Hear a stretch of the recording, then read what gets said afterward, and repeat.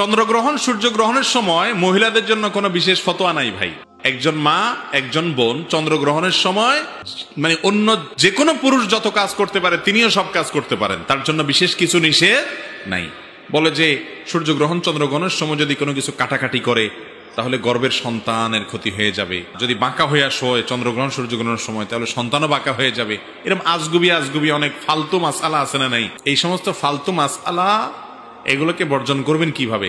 চন্দ্রগ্রহণ সূর্যগ্রহণের সময় মহিলারা বেশি করে কাটাকাটি করবেন, সন্তানের কোনো ক্ষতি হবে না ইনশাআল্লাহ।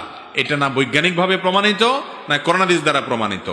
চন্দ্রগ্রহণ সূর্যগ্রহণের সময় আল্লাহর ভয়ে তটস্থ থেকে আল্লাহর স্মরণ করা, ইস্তেগফার করা, চন্দ্রগ্রহণ সূর্যগ্রহণের নামাজ পড়া, এগুলো হলো সুন্নত। এগুলোর বাইরে এই যত কথা বলা আছে মহিলারা এটা করতে পারবে না, ওইটা করতে পারবে না, বাইরে যেতে পারবে না, কাঁচা হলুদ এটা ধরতে পারবে না, এই সমস্ত আজগুবি কথা, এগুলো সব ভিত্তিহীন বানোয়াট, সবকিছুই করতে পারবে।